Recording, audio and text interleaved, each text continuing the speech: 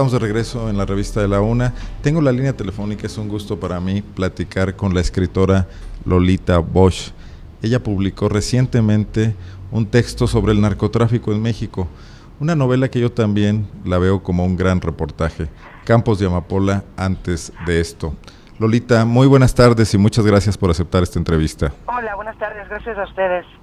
Oye, vemos que tu libro va a meritar una segunda parte ante muchos acontecimientos que siguen pasando en México, recientes además. Pues espero que no, porque me costó mucho hacerlo, fíjate. Pero no se te puede escapar un tema como el de la captura, entre comillas, del Z40, sobre todo con ese estilo con el que tú relatas las cosas. Bueno, vamos a ver qué sucede a partir de ahí y tienen que pasar años, digamos, para que todo esto se acomode, tiene que pasar todavía mucho tiempo, ¿no? Por ahora a lo mejor un reportaje, fíjate. ¿Qué te motivó a escribir este libro sobre un país que es tu país adoptivo ya y sobre un tema que, bueno, sin duda es un tema vigente, pero tu prosa de repente tiene otros alcances? Yo diría que incluso a veces te manejas con una atmósfera poética para tratar un tema tan complicado. Claro, sí, fíjate que te lo agradezco que te haya parecido porque fue totalmente intencional. Yo pensé que para hablar de esto teníamos que hablar desde una intimidad y una subjetividad que a veces que es lo que consigue la literatura, Maya. La literatura habla desde la emoción, desde la intimidad, es un acto de sinceridad, ¿no? Y yo quería contar que toda esta historia no es solo una lista de datos o una lista de investigaciones de periodistas increíbles de este país, sino que es sobre todo algo que ha llegado hasta todos y cada uno de nosotros, que en algún momento hemos sentido miedo, todos, absolutamente todos, ¿no? Y esto es algo que la literatura se puede plantear porque puede contar un mundo, digamos, ¿no? Entonces, cuando agarras una historia y la metes en un mundo, de repente tiene emoción, tiene sentido, tiene muchas otras cosas, tiene género. O sea, al final de cuentas es un fenómeno que nos ha cambiado la vida a todos, vivamos donde vivamos en este país. Pues fíjate que yo creo que sí. Yo creo que si no nos ha cambiado totalmente la vida, nos ha cambiado muchas cosas, ¿no? Vivimos más alerta, desconfiamos más los unos de los otros. Todos nosotros hemos sentido miedo, ¿no? Estamos tristes, estamos profundamente afectados por la situación de millones de personas que viven en el olvido y sin ningún acceso a la voz pública y sin recursos para solucionar las injusticias que están cometiendo contra ellos, ¿no? Yo creo que sí. Oye, pero además, bueno, este intento de, digamos, subjetivizar la experiencia de un fenómeno público, ajá, no te ha eximido de escribirlo con gran rigor, de acudir a las fuentes y de checar los datos que estás manejando. Sí, claro, esto es mérito de mucha gente, no solo mío, ¿no? Hay unas investigaciones impresionantes en este país desde hace muchos años, de periodistas que han sido asesinados y periodistas que hoy están trabajando, y investigadores académicos como Luis Astorga, personajes absolutamente fascinantes como fue Jesús Blancornelas, medios de prensa como Río 12 o como todo esto junto, digamos, conforma una voz, ¿no? Y yo lo que he querido, yo he investigado mucho, la verdad es que ahora le decía a un amigo que debo ser la única persona que se ha leído la historia de la PGR, que es aburridísima, pero he leído mucho, he investigado mucho, hay libros que he tenido que leer 6, 7 veces para que me caiga el 20 de lo que significa este hecho, ¿no? Por suerte hay algunos aspectos de este país que han sido muy estudiados, ¿no?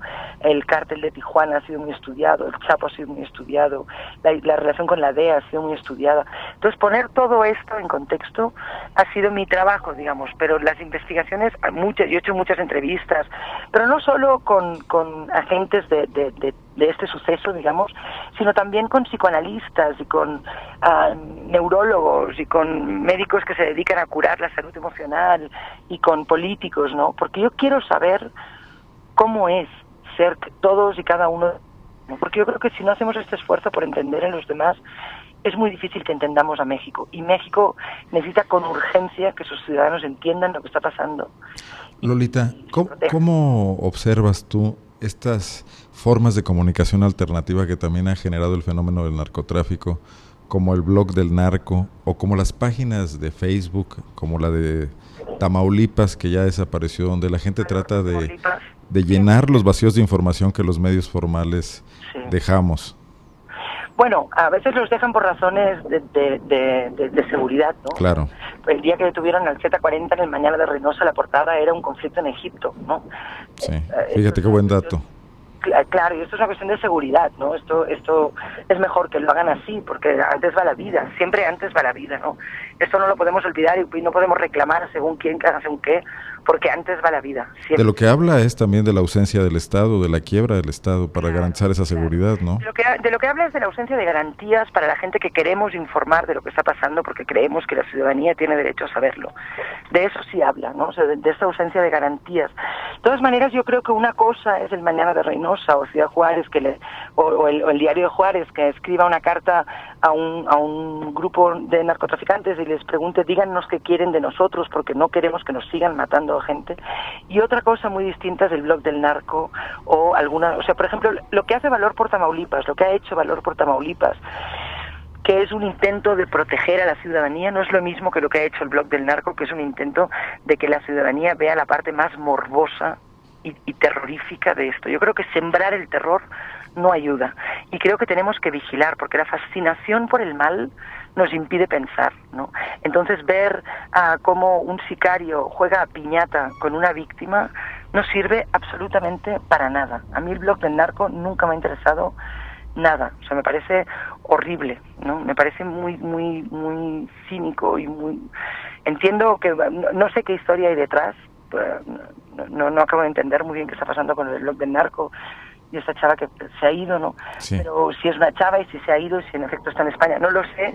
Y entiendo que todo corre un riesgo y eso no le quito, pero es un tipo de pensamiento sobre el narcotráfico que a mí no me interesa porque no me aporta nada. A mí me interesa saber cómo salimos de esto, ¿no? Y creo que el terror no ayuda. Porque frente al terror nosotros nos quedamos absolutamente paralizados y no pensamos cómo nos vamos a salvar y cómo vamos a arreglarlo, sino que lo único que podemos pensar es que no me toque, ¿no? Es todo lo contrario a lo que tú intentas en tu libro, que es cobrar conciencia. Yo creo que sí, en mi libro y en muchos colectivos de este país que están trabajando por la paz. O sea, yo tengo la suerte de convivir con gente, y te lo digo de verdad, ya sé que suena condescendiente, pero lo digo de corazón. Tengo la suerte de convivir con gente extraordinaria que nos está dando una oportunidad única de pensar sobre México de otro modo que deberíamos aprovechar, ¿no? Yo creo que la dignidad y la humanidad y la calidad empática de las víctimas es una lección de humanidad constante a la que podríamos recurrir, ¿no? Y que nos ayudarían a pensar en nosotros mismos de otro modo. Estamos rodeados de gente muy cruel, muy ambiciosa, en ocasiones muy drogada, en otras muy asustada y por lo tanto muy amenazada y por lo tanto muy peligrosa, pero también estamos rodeados de gente maravillosa que está ayudando a los demás y que son más, ¿no? Yo creo que son más, exacto. Yo creo que en número son muchos más, ¿no? O sea, yo confío en que... Y además cada vez son más, ¿no? Yo hace 3 años que dirijo una página por la paz que se llama Nuestra Aparente Rendición, y el aumento de gente... Fíjate que dimos un taller en la Ciudad de México por si alguien quería venir a proponer proyectos de paz para que los asesoráramos y trabajáramos juntos, y en 2 días llegaron 50 personas de todo el país. Esto hace 3 años era impensable, ¿no? Claro. Te quiero preguntar otra cosa.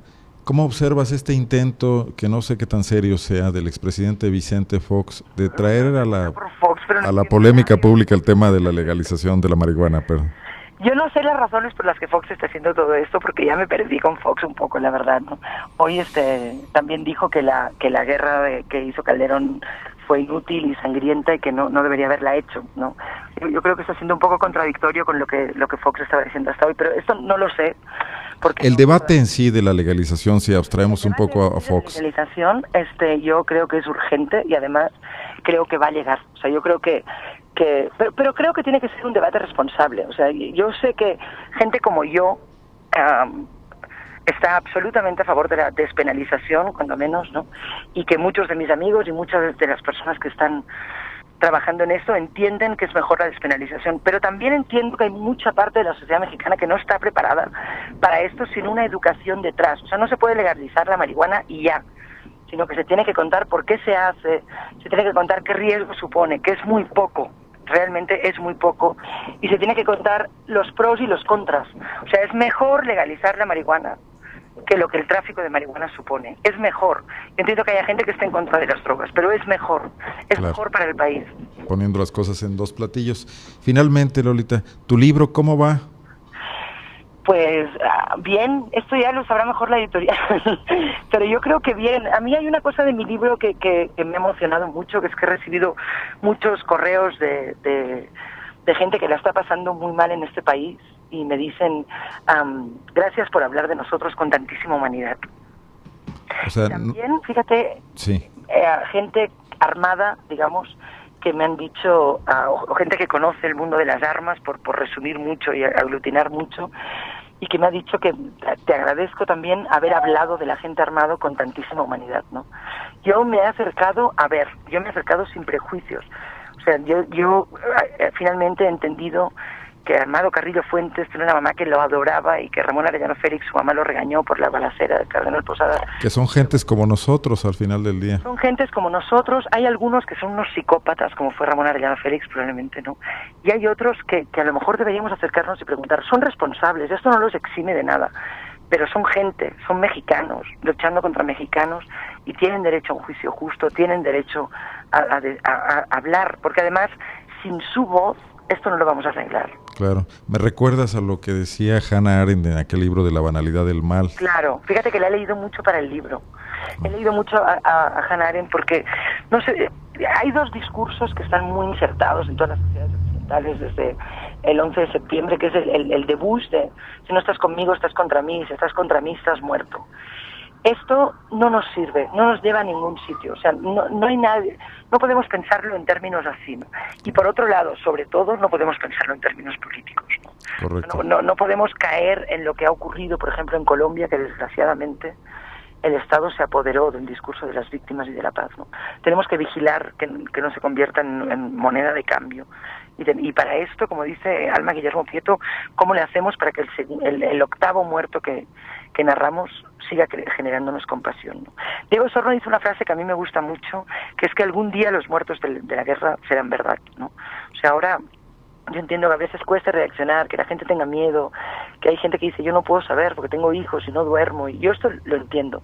También creo que hay una parte de ciudadanos de este país que le deben a este país y que deberían tener la ética suficiente para ponerse al lado de los que están de verdad pasándola muy, muy, muy mal en este momento. Muy bien. Te agradezco mucho que nos hayas dado este tiempo. Ojalá puedas venir a León pronto y platicar aquí en el estudio de Zona Franca. Será verdaderamente un honor tenerte por acá y además promover el libro. Muchas gracias. ¿Cómo les está yendo por allá? Pues en términos de seguridad pública, más afectados por cuestiones de delincuencia común que por cuestiones de alto impacto, pero no nos escapamos a lo que afecta a todo el país. Claro. Sí, lo seguimos. Cualquier cosa y este tema de apariciones de ejecutados que se vuelven de pronto cada vez más normales, sin que haya tampoco consecuencias en las investigaciones penales. Claro. Yo quiero pensar que más que normales se están volviendo comunes y que nosotros tendremos la valentía para no normalizarlo. Correcto. Esperemos. Seguiremos platicando de esto. Por lo pronto, Campos de Amapola, antes de esto, está en las mejores librerías de este país, Lolita Bosch. Y te agradezco mucho este tiempo. Gracias. Hasta luego. Por todo. Hasta luego. Un abrazo. Nos vemos. Voy a un corte. Regresamos.